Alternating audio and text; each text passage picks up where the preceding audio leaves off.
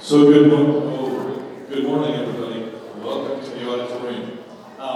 Everybody who has me got signed in back there, right? Okay, so if you didn't do that, so that you can be counted and they can enter you into the system for a ticket. But this is the day I've been looking forward to for a while. 4 years ago. Okay, so first of all, this is Kathy Carrick, and she has been an amazing friend for 6-7 years now. She has done so many different projects, charity. I mean, she's given her heart and soul to Southside and brought so many different programs in for us to experience. And this is just the next round of that. So 4 years ago, how many of you were here 4 years ago as freshmen when Rick came in at that point in time? Okay, so some of you have been here before. And behind me is Rick Byer. And he has written the book Go Start Me. You can see the display up here of the books. And then Rebecca is the young adult author. Who, how many of you are going to be there this afternoon for Rebecca's writing workshop? Okay, so that's going to be in A203. So some of you will get to spend time with her 5th and 6th period, going over the writing process, how to get things published. And then we have our volunteer MC interviewer, Kason, and so he's got some questions that he's going to be going over with them, but at the back I have my laptop, and so if anybody wants to ask a question, you can either come back and type it into the laptop and it'll go to him, or if you want, you can just yell it out, or maybe ask for a microphone, but the Google Doc is back there, so if anybody wants that. Okay, so this is going to be, I'm looking forward to this. It's going to be a great interview. We're going to hear some good stories. There's a lot of comedy, but then also a lot of history of the Ghost Army. So I'm going to give the microphone to Kathy, and she's going to talk a bit about Bill Blass. You forgot to ask how many people have heard of Bill Blass. Raise your hands. Yes. 12. Okay. Perhaps. Is there a house blast this year? Okay, so my name is Kathy Carrier. I grew up in this neighborhood. My brothers went to Southside long ago. I got kind of weird and decided to go to Bishop Luers. Not really sure that was a good decision since I was bullied there, but, and one of my 4 children chose to come here to Southside High School. So although I am not an archer by graduation, I have a history here. So I'm really nervous to be in this school. I'm not around high schoolers very often. My grandkids I have 10 grandkids, but they're 13 on down, and my kids are all in their 30s and 40s. So your age kids I'm not around very often. So I'm not quite sure how to present my story in a way that matters to you, but it matters to me to be here today with you, and I'm grateful for your time. I got a book during COVID. I was stuck in my house like you were, and this was the book. And at the end of my little speech, I'm going to send it around the room so you all can look at it, and I'd like for you to pass it around. This is a book that Indiana University put together with Bill Blass's fashion designs. And I didn't really know anything about Bill Blass other than my mom and dad had some of his clothes. And so I took this book, it's really cool, it's all of his dresses, and I hacked it up on my paper cutter, and I made cards out of it, and I sent them to my friends. And while I was hacking up the book, I figured out this man was from Fort Wayne, grew up in Fort Wayne, this amazing fashion designer. And in fact, he grew up on South Calhoun, across the street from this school, and he graduated from Southside High School in 1942. I didn't know any of that, and I thought to myself, that's kind of cool fashion designer known all over. He competed against French designers in contests and won, he got awards.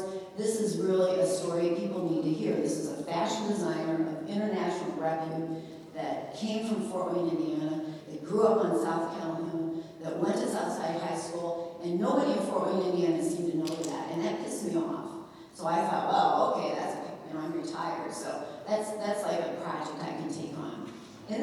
got better because I'm an entrepreneur. I started a business when I was 40. We do training for the government. I have a couple hundred employees, and I'm wealthy. I've made a lot of money, millions and millions of dollars doing my business. And I can tell you, starting a business that's successful and being an entrepreneur is really hard. It sounds kind of cool, but there's a lot of blood, sweat, and tears that goes into that, and stress, and sleepless nights, and all kinds of crazy things happen. Teresa Walker, my sister-in-law, who was a Bill Blass board member, worked with me for 20 years. She actually retired from Belgium, my company, so she can attest that it wasn't an easy road. So I thought about Bill as an entrepreneur, and I thought, oh, that's kind of cool. If he, maybe, I knew he designed clothes, but did he make any money doing it? That's, it's kind of one thing to have a dream and do something well, but it's a whole nother thing to figure out how to make money doing it. I think one of the reasons I was able to succeed as an entrepreneur is I'm a certified public accountant.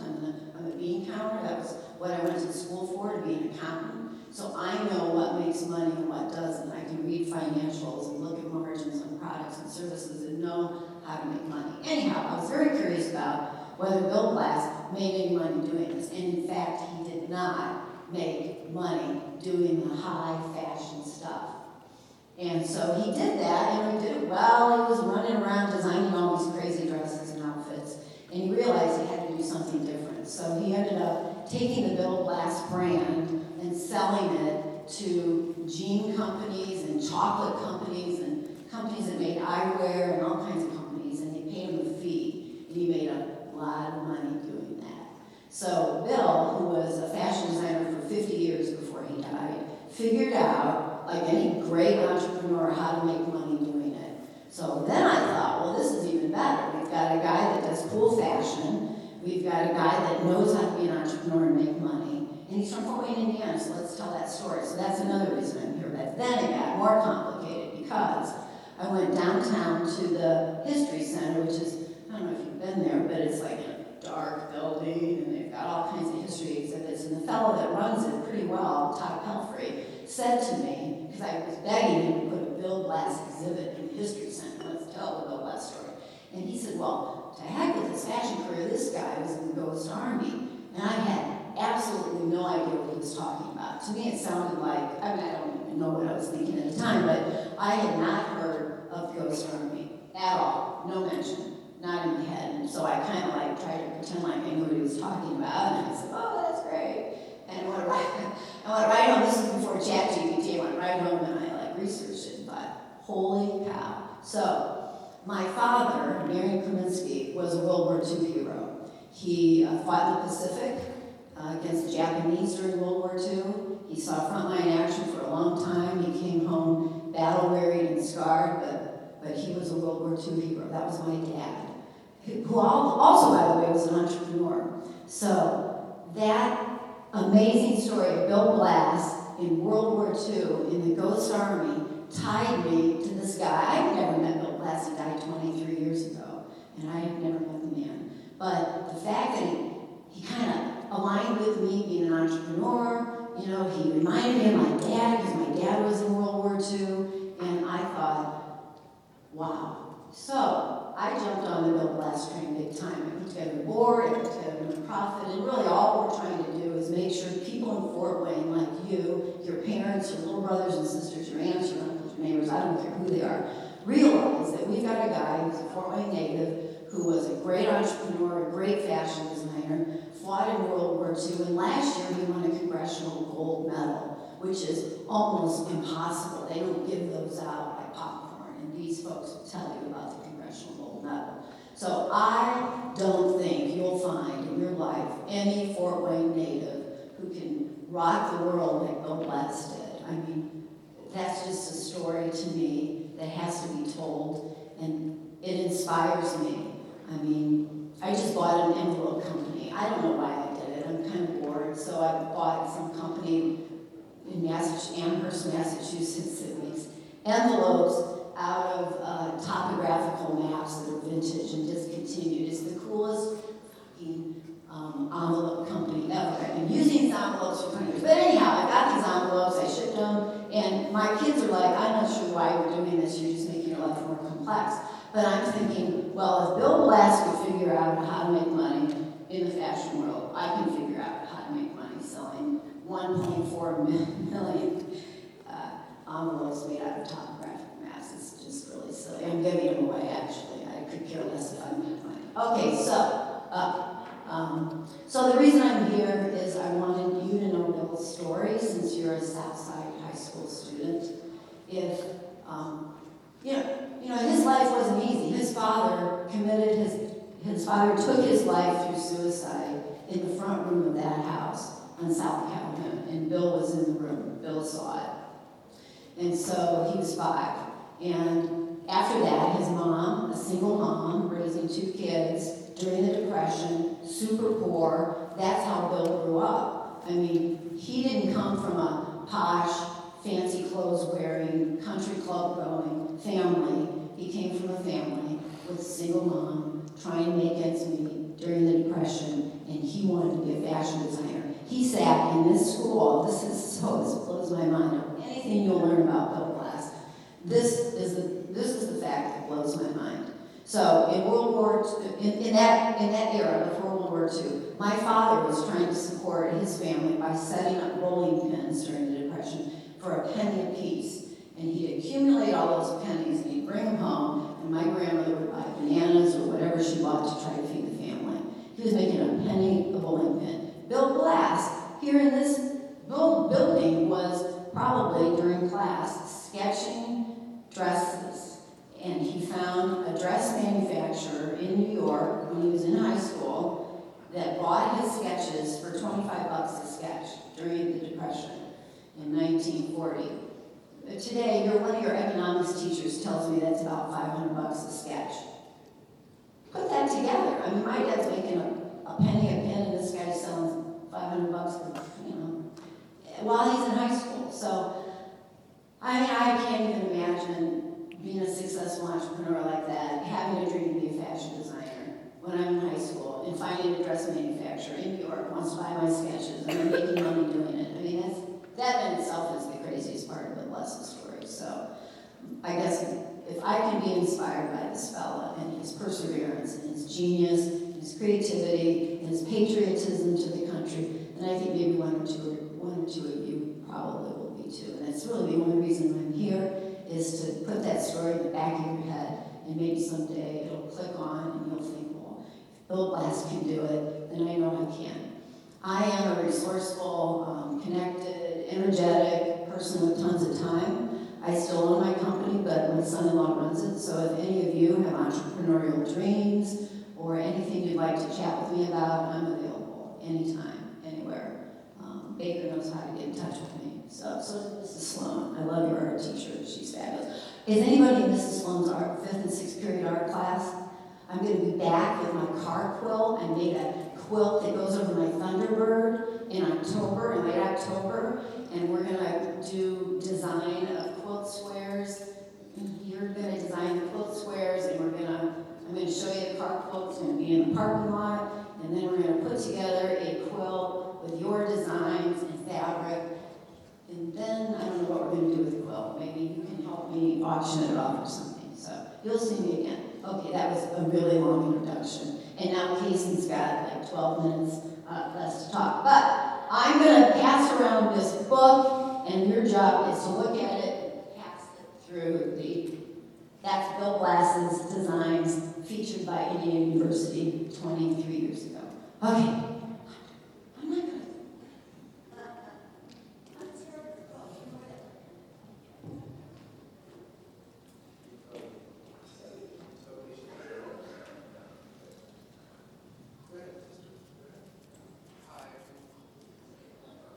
Mine's working. It's on. Oh, well, no. This is exciting. We're going to have to talk about suddenly. It's not going on. Can you all hear us okay? No? Do you want to use mine and we can hand it back and forth? Mine is working because I'm better than both of you. Hello, everyone. Come on, you can do better than that. Hello, everyone. I feel like most of you know me, but for those who don't, I'm Casey Harrell, a senior here at Southside. First, I just want to thank Mr. Baker over there for being my connection to this opportunity. I want to thank Kathy for being Mr. Baker's connection and organizing this whole thing. And last, I want to thank Rick and Rebecca for allowing me to be the one to help them share this story. Rick, Rebecca, you both been here for a couple days now, I believe, going around town, sharing the story, and I just can't thank you both enough for allowing us to be one of those groups that you share the story with. I know you guys you both live in Chicago. I hope the drive isn't too bad. I just want you both to tell us a little about each of you, inside and outside of your profession. Okay, so I am Rick Beyer, and I am a filmmaker and an author, and I have lived in Chicago at the time, and I am really excited by stories that are kind of crazy, like it's a true story, but you wouldn't really believe it because it sounds like it's impossible. And so 20 years ago, I found out a story about the Ghost Army. We'll tell you what the Ghost Army is if you don't know. And I got really excited about it, and that launched me on the journey that led me to make a film about it and write a book about it and lobby Congress to have them honored and all this stuff that I did. And I am something not professional. I'm a rower, so I row in a single scull.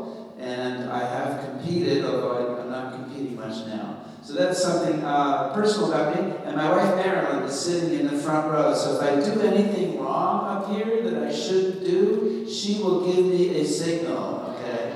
So if you're trying to get me to change my behavior in any way, talk to her and she'll handle that. Rebecca, over to you. I didn't know you were a rower. I'm totally a rower. Do you row in the river? I row on the Lincoln Park Lagoon. Oh, I know that. Okay, that's very fun. Okay, hi, I'm Rebecca. I'm a nonfiction children's book author. I write middle grade books. That means I write books for 10-year-olds and up, usually. And I've done this for a long time, 20-some years. And it's the best. It's longer than most of the people in this room that are alive. Okay, well, you don't have to make me feel weird about it. It's the best job because I hyperfixate on a story, and then I spend a few years writing the story, and then I spend a few more years traveling around talking about the story, and then I start over. It's so cool, and it has involved some very big adventures. So this is book related or career related, but as part of my research, I've learned how to fly an airplane. I've learned how to mush my own team of dogs, like a dog sledding team. And I have been on a hunt for the Loch Ness Monster. She's not there, because she's not real, I'm so sorry. But yeah, I'm really excited to talk to you today. So, also, good luck against North tonight. Oh, also, I'm not wearing a tutu. Well, I am wearing a tutu, but this is Bill Blass. I think all the mics are working. We'll see. We'll find out. Go ahead. Oh, everyone in the audience is in high school. You guys are back now in a high school, not yours, but a high school. Could you just tell us a little about your high school experience, strengths and weaknesses? Oh gosh, nobody's ever asked me about my high school experience before. I went to a small private high school. There were 39 people in my graduating class. It was in Rhode Island, and it was so small. How small was it? It was so small that if you decided you were going to be on the football team they take you. If I'm going to play basketball, you're on the team. That's how small the school was. So it was very different from the experience here, but I had great teachers and a great time, and I wasn't so interested in history then as I am now. I was more interested in TV and media and stuff like that. So that's kind of, and I thought at that point, my goal was to go to college, become a lawyer, run for office, become a senator, and then become president. So it didn't quite work out that way, but it's worked out pretty well. I have never had this question before. It's a really good one. I was a disaster in high school. I was not a very good kid. I was trying to rebel in every way that I could, and my parents at one point shipped me off to a camp for at-risk youth. And they told me I was going to archaeology camp. And I was like, I don't want to be an archaeologist. And they sent me, and I spent all this time at this camp that I thought was about teaching me to become an archaeologist, but we also did a lot of meditation and journaling, and it worked because when I came back home, I kind of got my life together, and I decided I wanted to try in school, and that getting grades did matter if I wanted to do something I loved when I grew up. So the funny thing about this story is that I didn't know that I had been at Camp for At-Risk Youth until I was in my 20s when my sisters, I was referencing archaeology camp to my sister in some conversation, and she was like, you didn't go to archaeology camp, right? And I was like, yeah, I did. I went. We looked at pottery. She was like, that was an interventional program. So my parents, it was an effective move, but I was a mess, but I share that because it's okay to be a mess. You can be a mess and you can figure it out. I'm not proud of how I was behaving at all times, but I figured it out. I turned it around, and now I get to have a really cool job because I did turn it around. I realized I had to kind of get it together.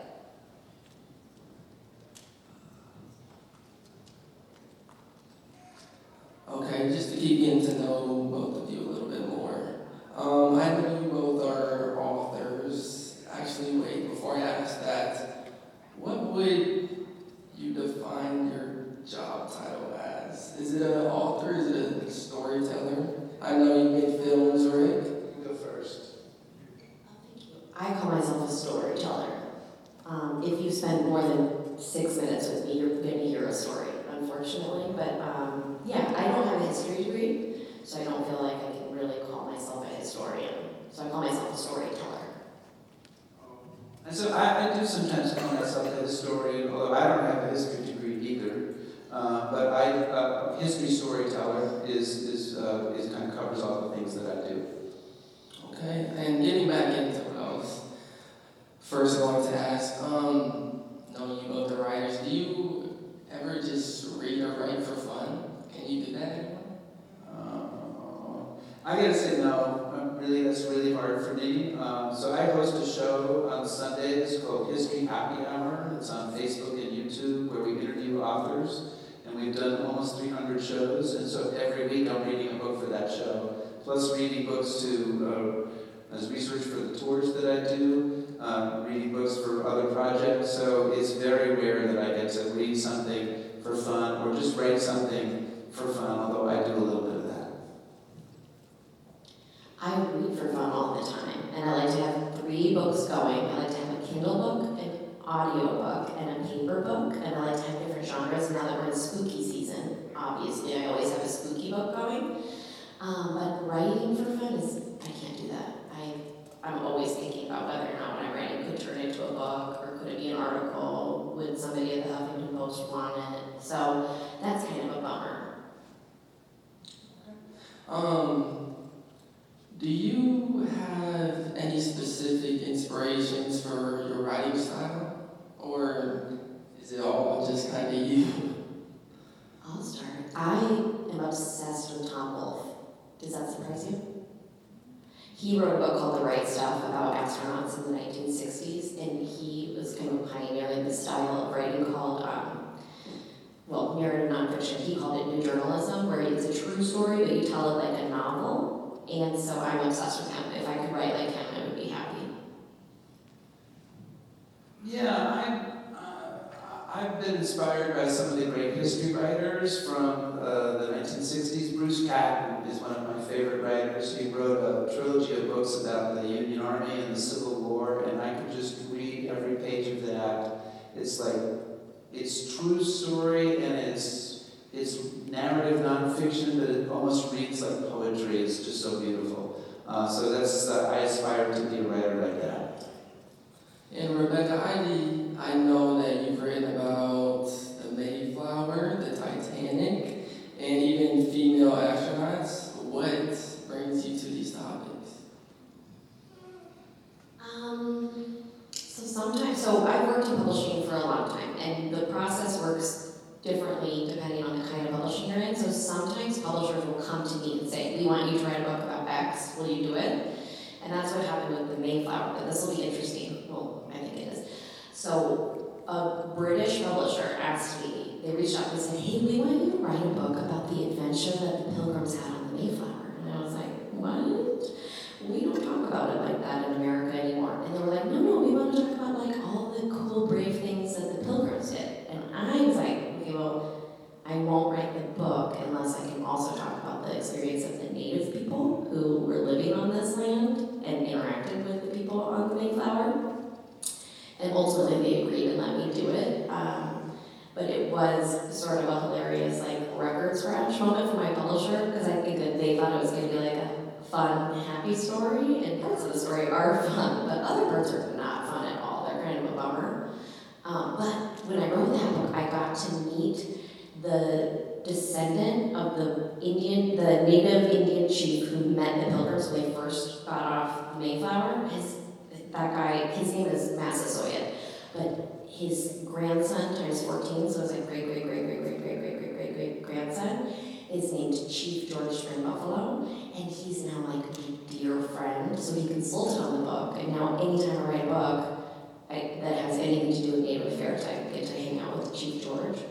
This is not an answer to your question. How do I find my stories? I hyperfixate. I like to go down rabbit holes, and if I find a rabbit hole that's deep enough, I'll email my agent and say, what do we say about this idea? And sometimes she'll say no, but sometimes she says like, yes, please do write that book.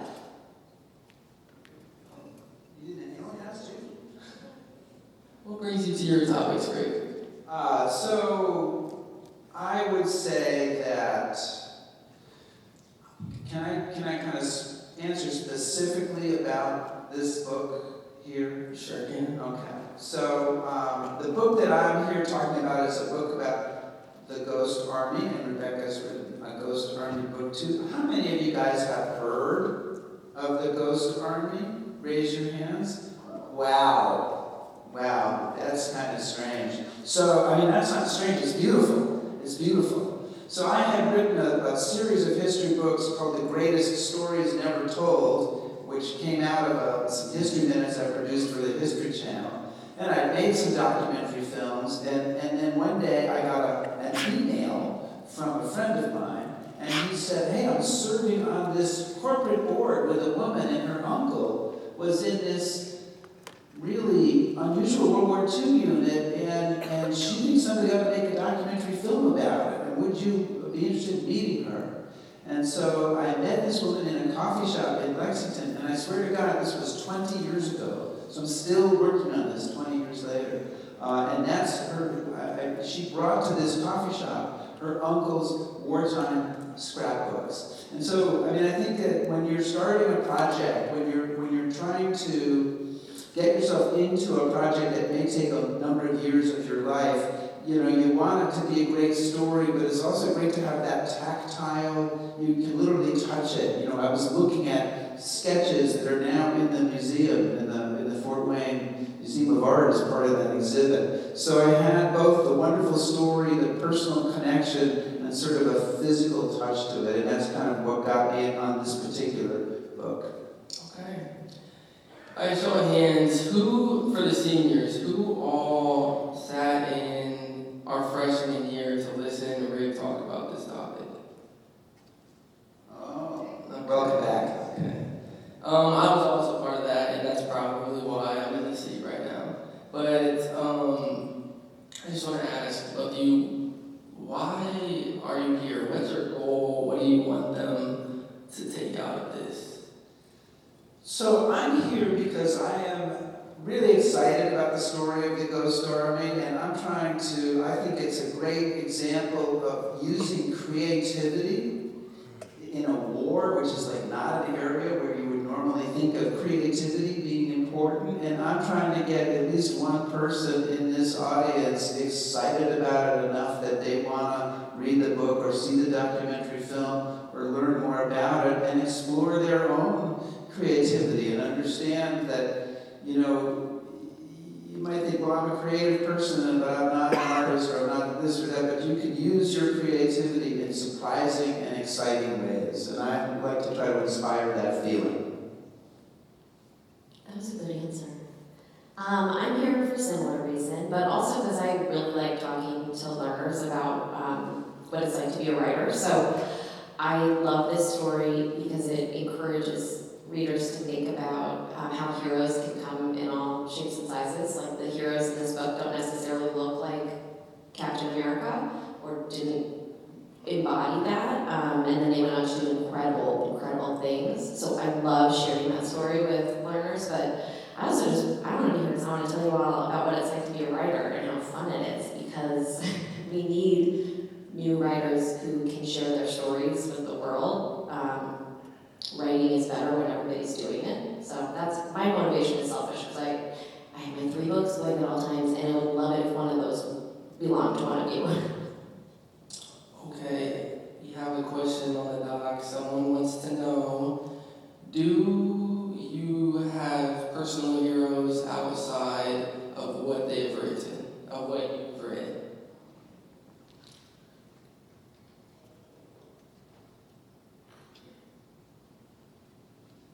Yes. Okay, I'm going to tell you a story. General Eisenhower during World War II, does anybody know who that is? Doesn't matter. He was in charge of SHAEF, which is like the group of dudes who ran the war for the Allies, and he had a chauffeur, a female chauffeur. She was a former model, and she drove him around Europe, then she drove him around combat in North Africa, and then she became the first aide to a 5-star general. Okay, her name's Kay Summersby, and I think she's really cool. That was a weird answer, but I haven't written a book about her. My agent said no to that one. But she's a cool person because she did stuff that nobody thought she could do. Yes, Kathy.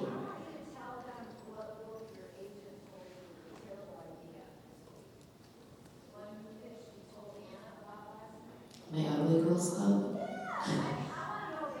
Okay, give me a thumbs up or a thumbs down. My poor agent, I mean, she works so hard, but I'm constantly pitching her ideas, so she knows that, like, some of them are going to be garbage and my feelings won't be hurt. That's another part about being a writer. You have to develop a thick skin, because once your book goes out into the world, every bozo who has Amazon reviews can say mean stuff about you. So, I pitched my agent 2 days ago because I wanted to write a book called The Ugly Girls Club, about women who grew up being told that they were ugly and then went on to do amazing things. Like, I wanted to talk about Eleanor Roosevelt, everybody, whatever. The point is, I sent it to my agent thinking, like, yes. Because have you read the Rebel Girls books, or at least seen them? Like, those were a pretty good seller. And my agent literally just responded, no, exclamation point, next, exclamation point, because it was fair. She was like, what does them being ugly have to do with their ability to accomplish anything? And that's a good point. But what do we think? Would you read The Ugly Girls Club? Kathy would. Okay, so maybe my agent was right.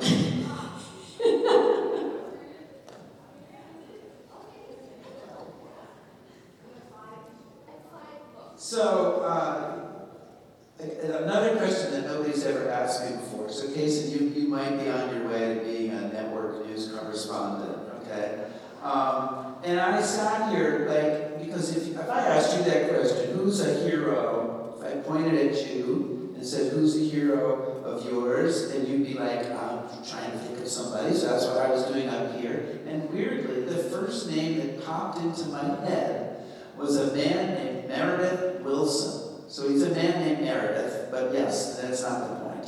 And he was a musician, and he was from Iowa. And he was pretty well known, but he decided he wanted to write a musical, and he had never written a musical before. And he wrote like 40 songs for this musical, and then he tried to get the musical produced, and he and his wife would play the musical for any producer they could meet, or any director they could meet. They changed things, they recruited other people to work on this. Anyway, he went on and on, he just wouldn't give up, and eventually, Broadway producers said they would produce his musical.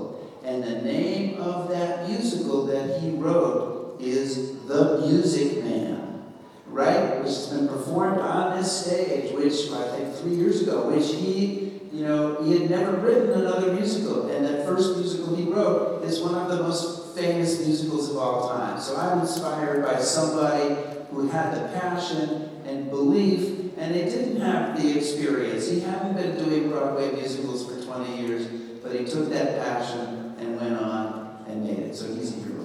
Okay, those are both great answers. I know Ray, you kind of answered this, but Rebecca, why did Ghost Army? What drew you to the topic?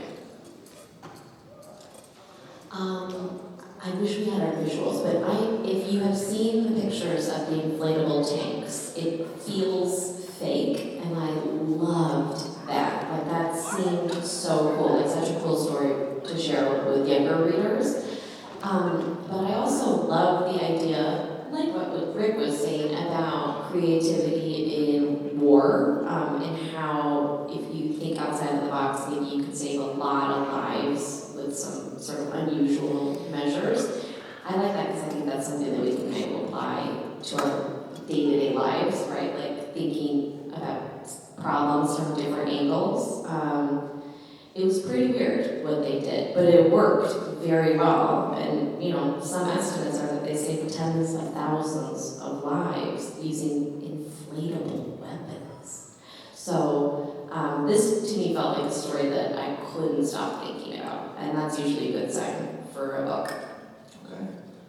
Can I give another shot at that too? Yeah.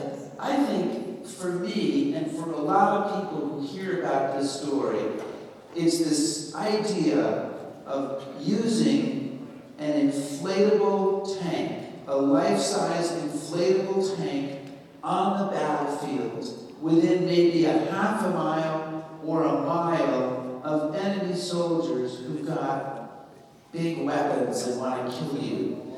And it's so unusual that if you haven't heard about this before and somebody starts talking about it, you'd be like, well, wait a minute, is this a novel you read? Is this some bad movie that was on at 11 o'clock at night with aliens and wasps and other fancy stuff? No, it really happened. And then you go on and you say, well, not just that, but they had sound trucks. They're playing sounds out of 600-pound speakers to make the enemy think our troops are coming up here when they're really coming up over there. And then you say, oh, well, that's cool, but wait a minute. They're also impersonating generals. Okay, so Ghost Army soldiers would impersonate generals because in case there were any enemy spies around, so they'd have somebody wearing a general's stars, driving in a jeep with armed bodyguards with submachine guns, and they are doing all this to try to fool the enemy and save lives. And it's so crazy. I mean, it's such a crazy idea. And they did it, and it worked. And that is, to me, just about the most appealing story you can have. And I have often said, I have never run into another piece of material that's more compelling and more varied and more, draws you in and keeps you there than the story of the Ghost Army. Okay. Someone would like to know, how does Rebecca take a story like the Ghost Army and speak to a younger audience? Is that difficult? So this is a very good question. The way that I handle writing adult topics for younger readers is that I never, I say that I titrate details, not truths, and what that means, titrate means I adjust the level, right? So if I'm writing a book for 5th graders and I have to talk about the Holocaust, I'm maybe not going to get into the really gory details, but I'm going to tell them in broad strokes what the Holocaust was, right? But for a high school reader, oh, this is a fun fact, the reading level doesn't really change between like a Harry Potter and then what you're reading in your senior year of high school. It's just the detail level. So if I'm writing for high school readers, I'm going to include everything. I'm not going to hold back at all. I'm going to tell you everything. But for a younger level, I'm going to maybe pull back a tiny bit on really scary stuff. Or if I have to talk about something like, if I'm talking about racism, I'm going to tell the reader that there was racism that was present and how it impacted the players, but I may not include the racist quote because we can sometimes not assume that younger readers will be able to understand that this is a quote taken from somebody who said something racist. Versus when I'm writing for older readers, I can understand that, or I can trust that they will understand that concept, if that makes sense. So I'm always telling the truth, but I'm not always giving all the details to the younger readers. Okay. I was going to ask for like a brief explanation of the Ghost Army, but I feel like you kind of already gave one. Would you like to add or no? I'll give my if I'm on an airplane and I'm wearing a pin, it's a Ghost Army pin, and somebody sees my pin and says, "What's that about?" She's wearing one too. What's that? Story says that's the Ghost Army. What's the Ghost Army? So the Ghost Army is a U.S. Army unit in World War II that used inflatable tanks, sound effects, and illusion to fool the Germans on the battlefields of Europe. And I note that we have some new students coming in, so it's good that they're hearing what the Ghost Army is. And then Rebecca and I are both authors who've written about the Ghost Army. But the other interesting part of it is that they carried out 22 different deceptions on the battlefield, sometimes within a quarter of a mile of the German army. And many of the men in this unit were artists. And they, while they were in Europe, they drew and painted sketches documenting their time in Europe, and that's also a great part of the story, is that art. And the final thing I would say is that there were a number of well-known artists who were in the unit, including Bill Bass, the world-famous fashion designer who was born in Fort Wayne and went to Southside High School and graduated from here in 1942. And some of you walk by his house every day because it's right next to the high school. And that's the basic story of the Ghost Army. Okay. Were there any maybe misconceptions that you initially had before learning about this topic, and which you later found to be either surprising or untrue? Well, the misconception that I may have shared for a hot second at the beginning of this, but that many other people have about this, is they get it confused with another deception called Operation Fortitude. And I don't want to go into the weeds on deceptions here, but there's a very famous deception in which the British are trying to fool the Germans about where the D-Day landings would take place. They've got this massive deception, and General Patton is involved in that. But that all happens before D-Day, June 6, 1944, the invasion of Normandy, the beginning of the fighting in Northern Europe, for the Americans fighting in Northern Europe. This unit is going into action after D-Day. It is operating on the battlefield, and so it's just a really different story. And so I think maybe in the beginning I thought those were more closely connected. It turns out that they're really not connected at all. And I would say that a misconception that I have with this book is the same that I have with everything I write, which is that I always want to turn the stories into black and white, like good and bad. And I think that's something that's really hard for me as a writer to navigate, but it's also an important lesson about life. And what I mean by that is, even if you don't know everything about World War II, you probably know about what was happening to Jews abroad, right? They were suffering this awful thing called the Holocaust. And I like to think about these World War II units going over and fighting against anti-Semitism as a united front, right? But life is not black and white, and there's nuance with everything, and there's not always good guys and bad guys. And so in my book, I talk about one of the Ghost Army soldiers named Bernie Bluestein, and he's Jewish, and he struggled a lot with anti-Semitic men within the Ghost Army, giving him a hard time during their time abroad. And that's a hard idea to reconcile, right? Because like, they were fighting Hitler. And there were also people who didn't like Jews within that unit.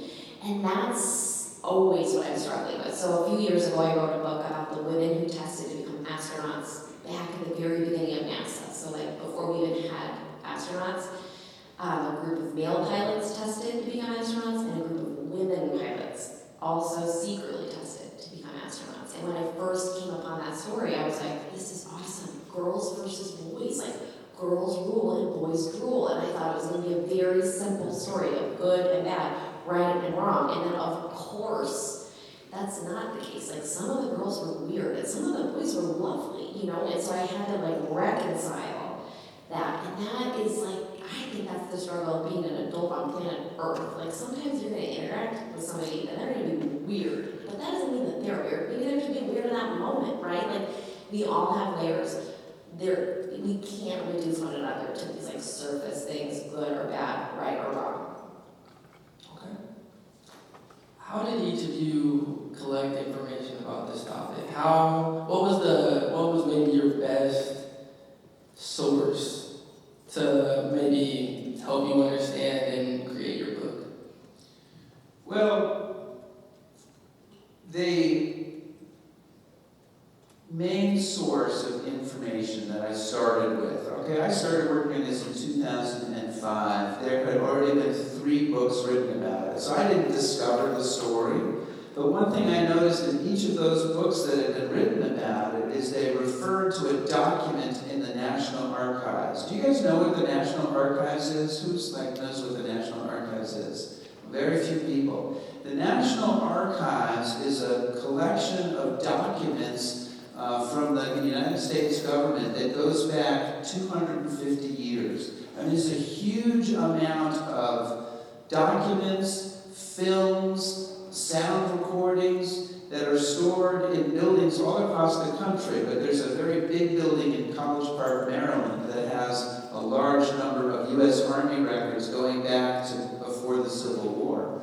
And all of the books I looked at referred to this official history of the unit. So I wanted to go in and read this official history, and I found it in a box at the National Archives. And actually, it is now on our website, which is called ghostarmy.org, and along with a lot of other primary source documents. Because I've tried to take a lot of these documents and make them available to other people, students or other people interested in researching the story. So that was really valuable. But the other amazing resource was the soldiers. Because 20 years ago, there were probably 50 or 100 Ghost Army soldiers still alive.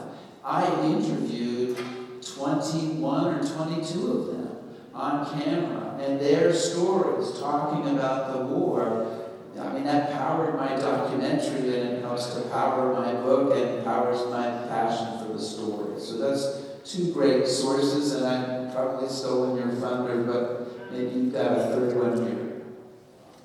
You did steal my thunder. So I also utilized the text at the National Archives.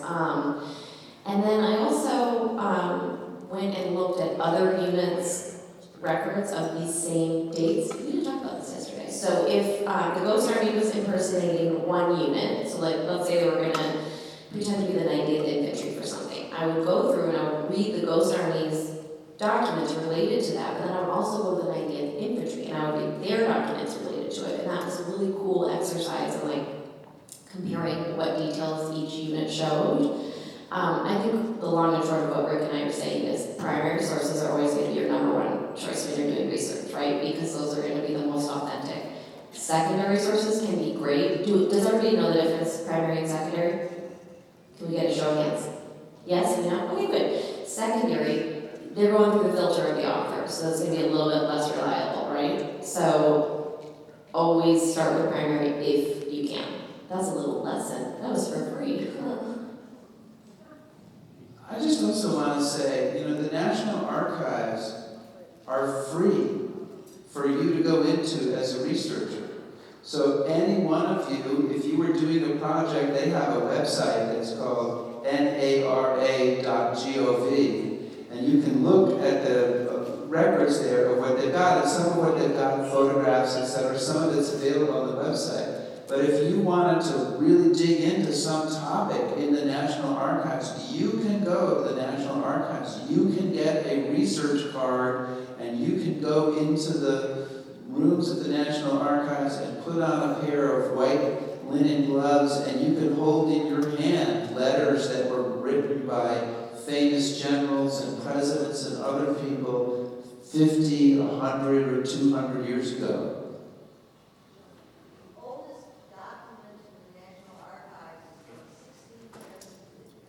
The oldest document from the National Archives is from 1672, and I was in the British National Archives, very much the same, you've been there, and I was doing some research into another part of the Ghost Army story, again looking at the records of the British unit that they worked with in Italy, because there was an Italian part of the Ghost Army story, and there was a person next to me who had some property tax book from the late 1500s that was huge. It was like this big, and he's flipping over these big pages and looking at these little documents on each page, and it was like, wow, we have the scope of history right at this table.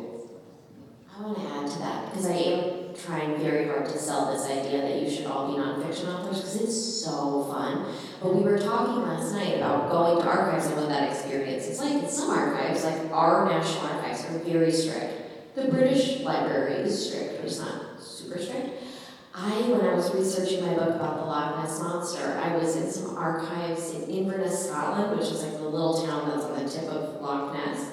And I was used to, I had actually just flown in from the British Archives, where you're like, you have to put all your belongings in a clear bag, and you have to be interviewed to be allowed in. Like, they don't want you to spill or steal or whatever. So then I'm in this little archive in Scotland, and I'm holding books that were printed in 1650, and they don't care at all. I had a cup of tea, I had a scone. At one point it started raining, and they were like, oh, you should open the doors, it's gonna fill. It was the most inappropriate environment to be holding, like the oldest books on the planet, and they didn't care at all. And once librarians figured out that I was interested, they started bringing me all kinds of weird old stuff. It wasn't related at all to Loch Ness Monster, but it was cool. That's it. No, I mean, I think that people, I imagine most of you, the idea of research sounds like a nightmare. And us talking about how cool it is sounds like we're the weirdest dweebs on the planet. But I love doing research, and I also doing image research. So I've written a lot of books that have a lot of images in them. The National Archives and the Library of Congress, they have old maps. They have these books full of 300-year-old maps that you can go through. And then people who work there, once they realize that you're serious and not trying to rip off their map and steal it or something like that, they are like the most helpful people in the world. So This is what happens when Rick and I get together, by the way. Like, Kasich just sitting there. He's doing a great job. Okay, I wanted to tell you something. This just occurred to me. I know that this might sound boring, like what Rick was just saying. This might sound boring. What we're saying might sound like your nightmare, but I do a little TikTok series because I'm young and cool, okay? And I tell history as though it's old gossip, because that's what history is, okay? It's gossip. And if you can think about it, if you can reframe when you're doing your research that you're just like collecting tea, it's a really fun way to think about it. And then, once you can reframe it, it turns into like kind of scandalous and fun. The more details you get, the better story you get to tell. Okay, I swear, I'm done. Thank you. go ahead. Did either of you ever face any challenges with the verification process of sources given the secrecy of the unit? I would say that the challenges were not so much because of the secrecy of the unit, because the story of this unit was declassified in 1996, so it was public information for the most part by the time I started working on it. But any historian faces challenges because I might interview somebody and they might tell me this fantastic story that I want to use, but is that story true? And sometimes I would literally not be able to use something because I couldn't verify it, I couldn't verify it in a document. And historians kind of divide over which is better, a document or an eyewitness account, right? So if I interview somebody, I'm getting a story from somebody who was there, and some historians will say, yeah, but that's not as good as having a document that tells you. But all documents are also who writes the documents. That a document, an account of a battle is written by an officer who's trying to justify what he or she did in the battle. So you can't always trust documents either. So it's always a process of trying to balance what somebody says and then what does the record say, and just make sure. Sometimes I might use a story that I couldn't confirm, that it seemed real to me and there was nothing to conflict with it. And so that was my story there. Same answer. Last year, I was able to get on a video call with you so you could help me write my history paper. And I'll do that for anybody else here also. Just gonna say this year. I was very nervous when I first interviewed you, and now I'm up here interviewing both of you in front of an audience. I'm still nervous. Me too. Where I'm going with this is, what was it like when you first interviewed one of the veterans? Were you nervous? So I first went to interview veterans at the last reunion they had in the fall of 2005. And it was in a hotel in Washington, D.C. And we had I had already pitched this story to the History Channel. They had said no, they weren't interested. And I was like, oh, maybe I can make it as a documentary on my own and raise money to do it, but I should do some interviews with veterans. I didn't have any idea that I was starting a 20-year project. It was just to be something that I thought maybe I could get going. And we had all sorts of trouble. We had a camera that we were going to use that was shipped down. We met a guy at the airport to get this special camera, and then it didn't work. So then we had to use this older camera, and then we were trying to light this hotel room so it would look good, and we couldn't get it to look the way we wanted, and time is passing, and we need to pull these guys out of their reunion and get them up to the room. And so finally we just said, okay, never mind trying to light the hotel room, we'll put a black cloth up behind where the interviews are, and we'll just interview them against black, which is what we did that day, and then of course we did it for all the other interviews we did, and that's the look of the film. But I was so not nervous, but I was so, my focus was so trying to get us going that I wasn't even thinking about being nervous with the guys. And then what I was just thinking about, and because literally, unlike a lot of interview situations, I hadn't pre-interviewed them, I didn't know who was going to be good and who wasn't going to be good. So I'm just trying to figure out, as I start interviewing each one, how much time should I spend with this person? What's the area that's going to open them up and get them talking and excited? And so that was kind of what my focus was on that. But I wasn't nervous per se, but a lot of stuff had gone wrong before we started, so it was kind of a nerve-wracking day. That's a good question. I don't get nervous when I'm interviewing people, but I do want to share the experience that I have. So I have written a book about World War II. I've written a book about the early days of the space program at NASA, and about the Loch Ness Monster. Those are like 3 of my big books. And those are all genres of books that are usually written by men. Okay, so when I'm interviewing people, I oftentimes have to sort of like gird my loins for the misogynistic stuff I'm occasionally going to have to face. So what I do before I interview someone is I try to make sure that I'm as professional and as, I know it's hard to believe that I could be professional, but I can. I have to try very hard.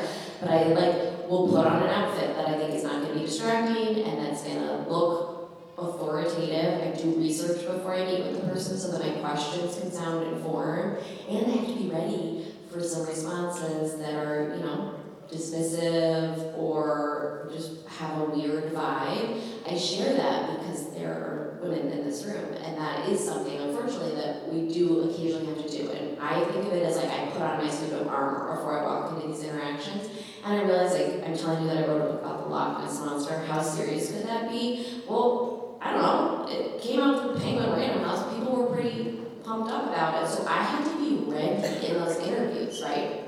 And they took place all over the world, and so I'm not scared or nervous, but I am ready. And I feel like if you're prepared for anything, then you'll do a good job. And I would like to add to that a lot of the interviews I did were for the documentary, so they're on-camera interviews. So when I interview somebody on camera, I'm usually not the one who's nervous.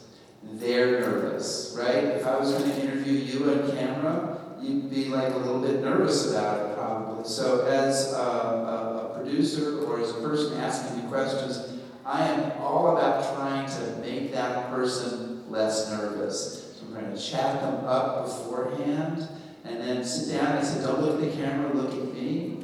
And I nod a lot when they're talking and smile and try to respond to what they're saying and look them right in the eye so that they start to just relax and then tell their stories. So it's more about trying to make them not nervous than it is about me being nervous. Okay.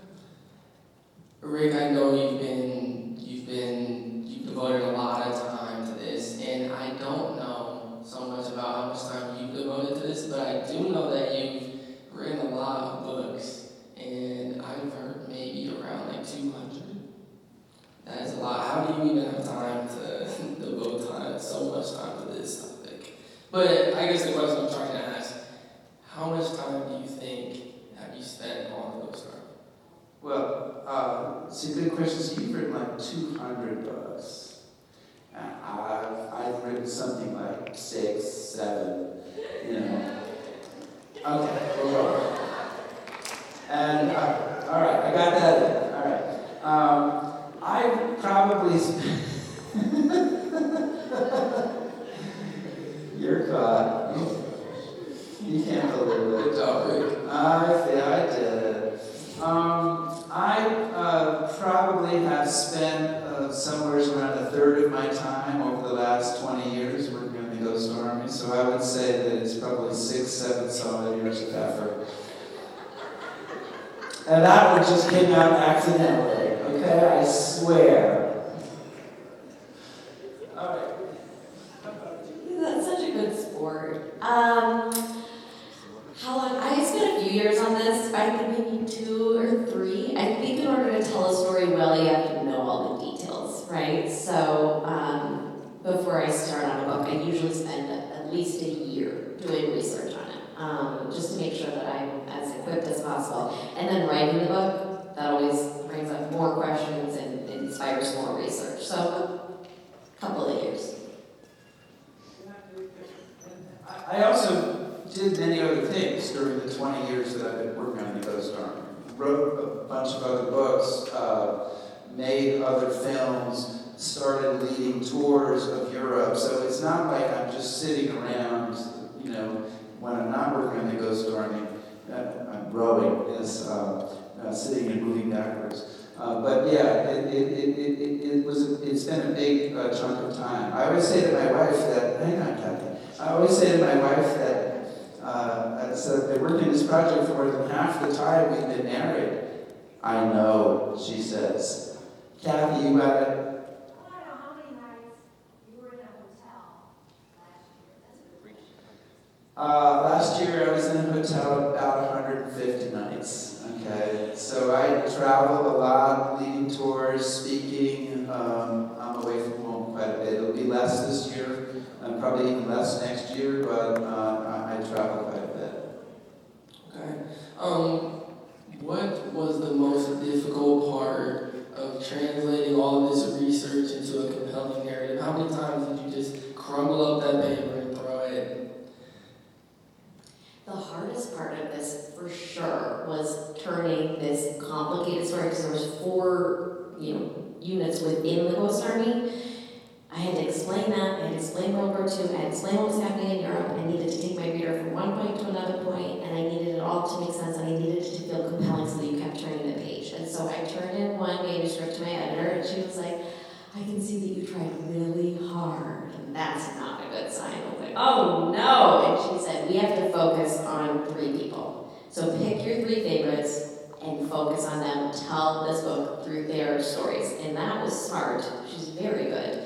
So once we had that in our minds, then the rest of it was easy. But that was definitely, it's a lot of information to compile, right? And it's hard because you have to understand the structure before you can understand the story. But who wants to read the structure before you care about the story?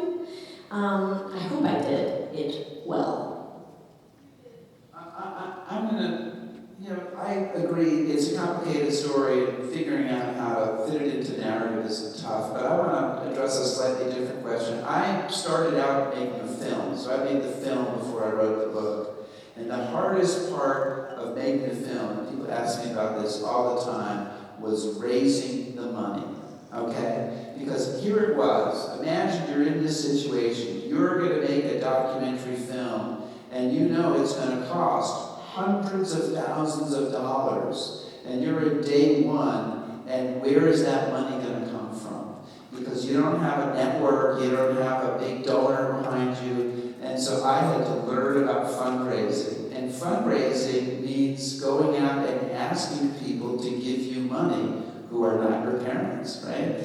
And so that's something that you have to learn. And I've talked to a lot of filmmakers who've got a passion project, and they say, oh, I really want this film. Oh, I don't like fundraising. And I'm like, if you don't want to fundraise, give up your project because you're not going to be able to do it. But what I learned in the fundraising that I did, fundraising is not about begging for money.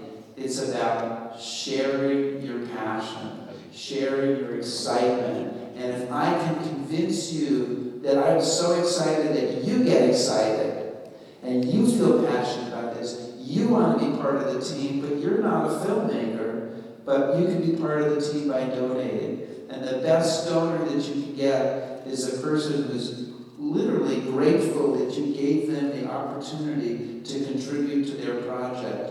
And that person will support you again and again because you've given them that chance. But that was, for me, even harder than the narrative questions of how to tell the story.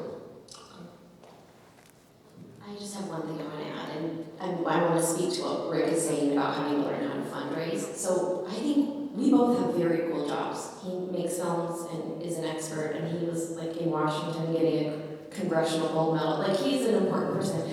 I'm not that important, but my job is still really cool. But a big thing that we both have had to do professionally, have you ever heard anybody use the expression, you have to climb the cringe mountain? Have you heard that? You have to do some awkward things sometimes. You have to be able to be vulnerable and do things that are cringy, right? Like, is it fun to ask people for money? Probably not. Is it fun to like pitch ideas to an agent and have them say no? No. But you have to be brave and try these kind of uncomfortable things if you want to do a cool job like what we have. Like, Rick had to figure out how to fundraise and ask people for money and get all this cash so he could make this incredible project. That's awkward and uncomfortable. But he did it, and now look, he gets to do this cool job. Okay. Yeah, no, there's a lot of work in the trenches to make a film and write a book. And a lot of you have to do by yourself. And you have to puzzle out all the issues that you don't know if you're going to get to the other side. But it's worth it when you do. Okay. Yes, Claire.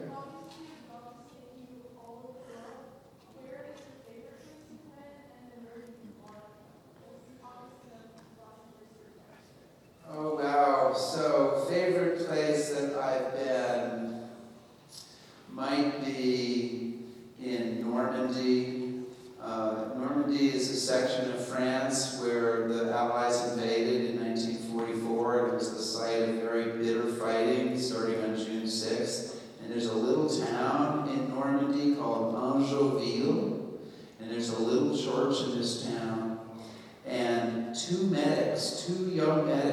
probably about the age of the people in this room, parachuted in on the night of June 6th, or the night of June 5th actually, morning of June 6th, and they set up a field hospital in this little church, and they treated like 70 or 80 people, both American and German.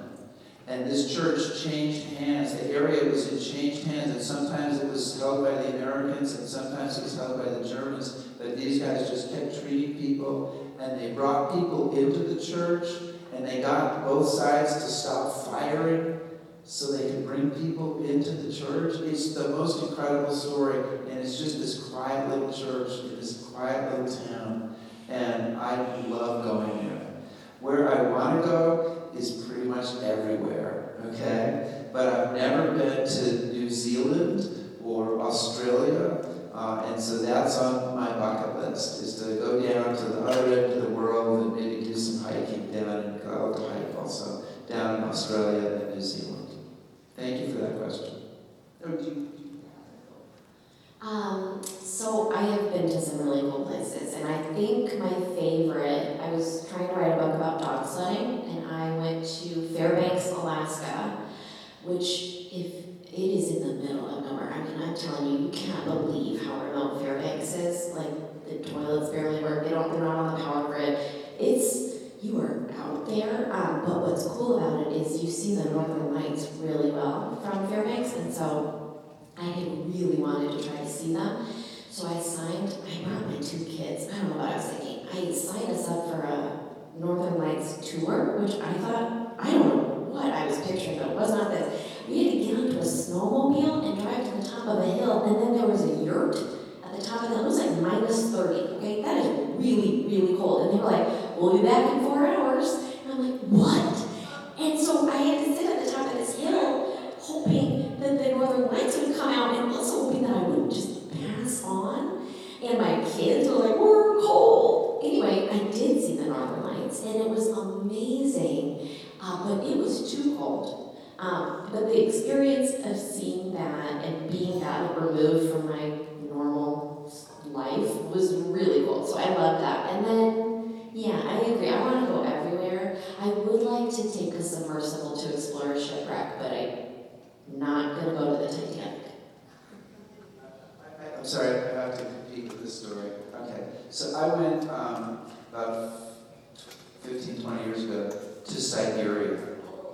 I made a film in Siberia about something called the Tunguska incident.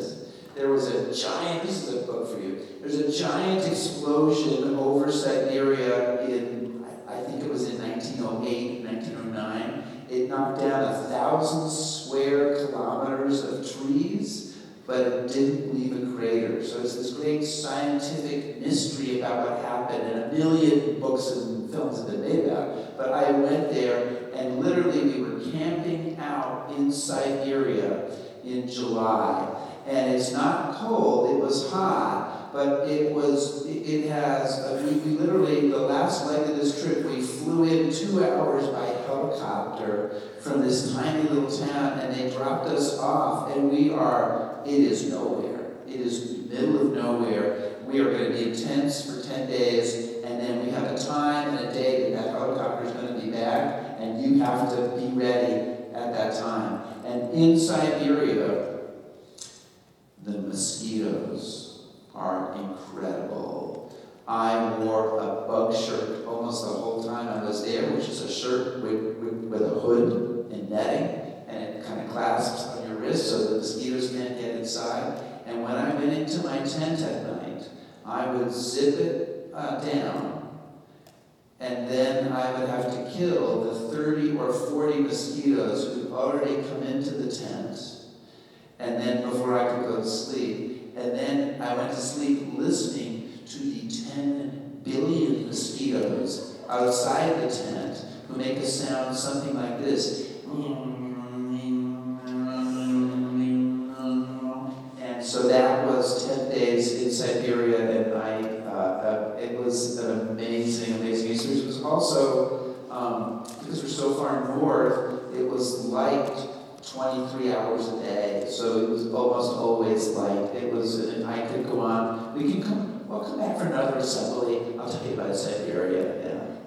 Claire, if you want my answer, I've been to Florida. You spent a day in Chicago? Yeah, I've been there. Didn't really see much. Just I'm a White Sox fan, so I went and saw a game. You have another question? I don't know, sir. Coach Sean. Did you guys always think, like, when you were kids, that you would be writers and have a lot of So, that's a great question. famous writers? That we'd be famous writers? I'm not even sure of that now, but when I was a kid, I worked on my high school newspaper. So I was editor of the high school newspaper. Remember, 39 kids in the senior class, so I was probably the only one who wanted to be editor of the high school newspaper. So I was definitely writing then, but no, and then I went to college, and I went to work for the college radio station. So I saw myself as a writer and a journalist. I thought I was going to be a famous journalist, writer. I didn't ever think about writing books. That's something that really didn't occur to me until I was over 40. So it took a long time for that to come about. Similar answer, except for I didn't go to high school with Rick. But I did not want to be a writer. I don't know what I thought I was going to do. I mean, I thought I was going to do a lot of, as you recall, I was kind of a mess. So I don't know if I was even really thinking about what I was going to do when I grew up. I got into this because I really liked English in college, and then I went and started a PhD program in Loyola, hated it, dropped out. I am a mess still. Okay, so I hated my PhD program, I dropped out, and then I started temping at a publishing house, and I was like, oh, this is actually really fun. So then I became an editor, and I did that for a while, and then I became an author. So I just fell into it. Okay. I think we're kind of running out of time, so I'm gonna kind of jump back into it.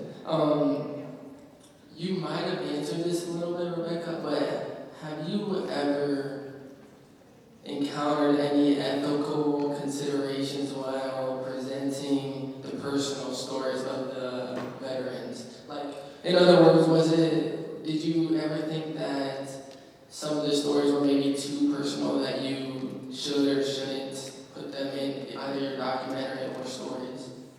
Yes, so in general, if I'm writing about somebody and I, for example, hear that they're gay, but they have never publicly acknowledged that they're gay, even though I get a quote that talks about something really interesting or cool or exciting and it mentions that they're gay, I don't use it. I'm not in the business of airing anybody's dirty laundry. I think there are authors who do that and they can do it well and powerfully.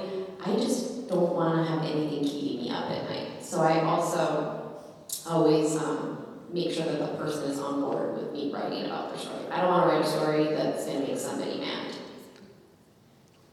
Yeah, well similarly, I had so I co-wrote this book with Elizabeth Sales, who passed away a few years ago. Her dad was in the Ghost Army, and we were wondering whether we should address the question of gay soldiers in the Ghost Army, because there were some people who certainly were gay, and some people who probably were gay. And we tried a few different paragraphs on this, and eventually we said, it's not what this story is about. It's not what this book is about, so maybe it's true, but it doesn't really matter. It doesn't really affect the story, so we're just going to leave it out. But I also want to tell the story of, there was a guy, and I was interviewing him, just doing an audio interview, so we got a mic in his face, and I'm recording it. It was after the film had come out. But he told me a story about how he and another soldier had mugged a colonel. They liked his pistols that he had, so that he was drunk and they were drunk, so they got him in a bathroom, they pulled his shirt up over his head, pulled his pants down, grabbed his pistols and ran. And then he said to me, but you can't tell anybody this story. And I said, you do see that microphone in your face, right? And so I've had this story, and I have told you that he's passed away now, and I would feel okay using it now, but I still would be iffy attaching his name to it and putting it out publicly because he's got children. And so, yeah, you want to be careful and you want to be respectful. It doesn't mean you shy away from something that is important to say, even if they don't want it said. But you try to be respectful. Okay. How did both of you balance the historical accuracy, but still keeping the readers engaged, still kind of trying to keep the book more so entertaining? I don't think those two things have to be balanced. I think historical accuracy, I'm 100%. I'm trying to be historically accurate. But I'm also trying to tell a story. And telling a story is something like, it's been described as if you have a string, right? A long string, and you're going to say, I'm going to put the scissors here to say this is the beginning, put the scissors here to say this is the end. And every scene is like that. How do I start it? How do I get every chapter, every segment of a film? How do I draw people into this part of it? But I'm never going to compromise accuracy for that. I have a similar answer. So writing narrative nonfiction means that every single word in my book has to be true.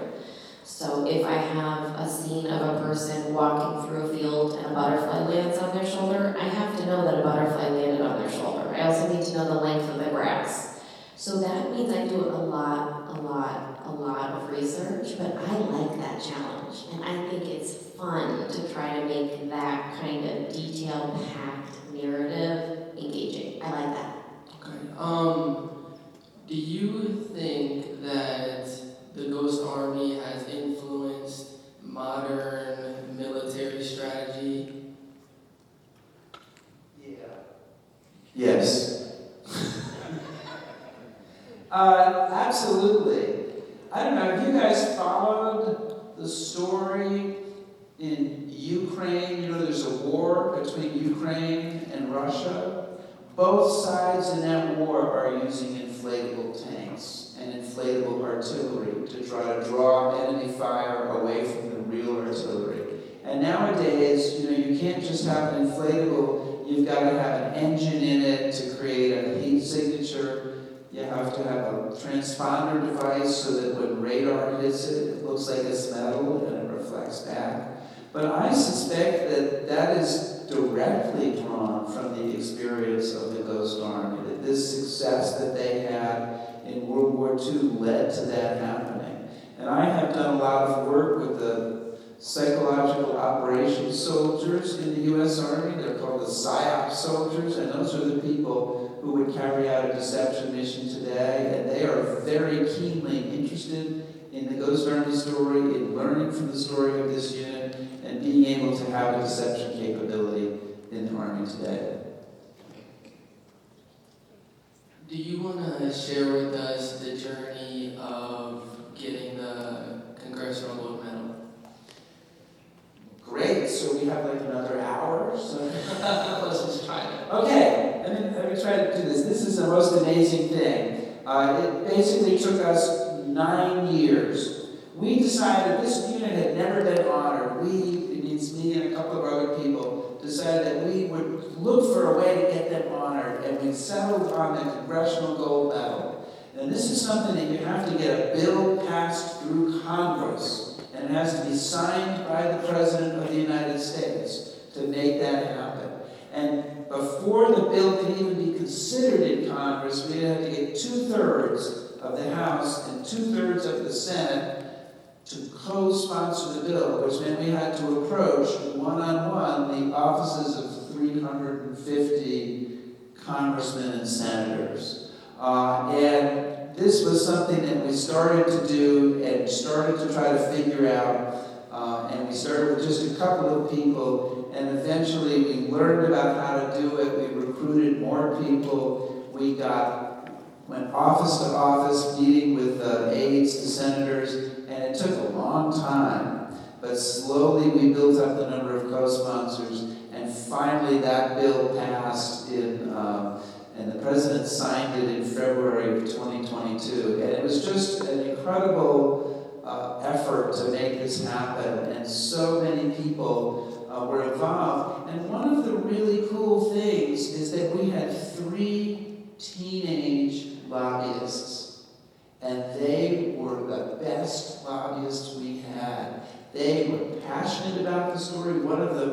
her great-grandfather had been in the unit. The other two had done National History Day projects. Do you guys know about National History Day? National History Day is this incredible national history competition. If you're interested in history, talk to your history teacher about it. I think it's nhd.org on the website. It's like science projects, but it's history projects. It's really cool. But these kids, they went office to office to talk to senators and congressmen, and the aides were amazed that they were being lobbied by 14, 15, 16-year-old students, and that was a very exciting part of this. So then the medal the president signed the bill. Took 2 years to get the medal designed and approved by the Mint, and then in March of last year, we had this incredible presentation in Congress. It's on YouTube. You've probably seen it. You can find it in a bunch of different places where we had 600 people at the U.S. Capitol. It's presided over by the Speaker of the House, Mike Johnson, and it was just one of the most extraordinary days of my life. And we had 3 Ghost Army veterans who were there for that, and I think 2 of them have passed away now, just one of them is still alive. So that it was an incredible, incredible day, and I'm grateful to everybody who helped us make that happen. Okay, I have one last question. With all the knowledge that you have now and the devotion of time that you spent on the Ghost Army, if it was possible, would either of you would have wanted to participate in this group? Yes. Even though I know I would be scared. I was going to ask you this yesterday. I was actually going to ask you what role you would have in the Ghost Army if you had to be in the Ghost Army. Yeah, I would want to do it. Number one, this seemed pretty fun. Bill Blass, designer of this dress, native of this fine town, he had a great time in the war. If you read his memoir, he called it a bubble of delight. I think being in a war would be really scary, but I think I would love being a deception officer. I would be terrible because I would blab immediately. I would tell everybody what we were doing, but oh God, I'd have a good time doing it. No. Because I don't want to be anywhere near the front line of a war. I have read so much about so many wars, and wars are about fighting, and fighting means killing, and that's a line from General Sherman.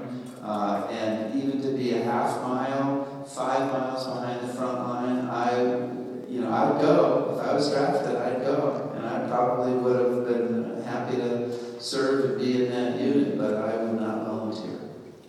Okay, do either of you have anything else you'd like to share?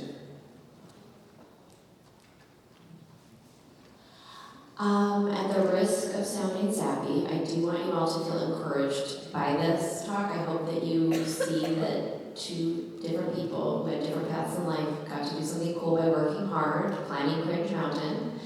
And I'm just really grateful that you were all such good listeners. I feel like this is such a cool opportunity for me as a middle grade author. So I'm really thankful to all of you.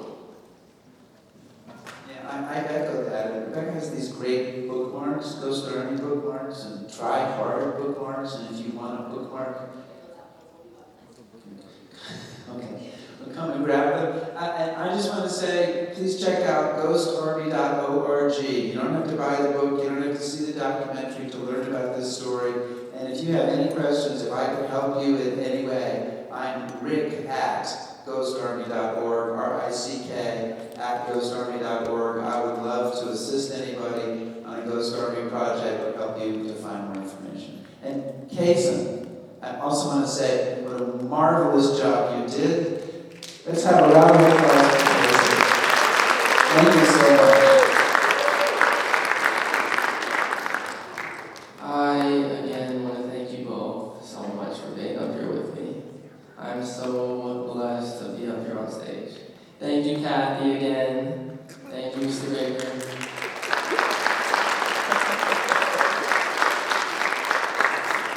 Now, Mr. Baker, do you want to come up here and take the mic?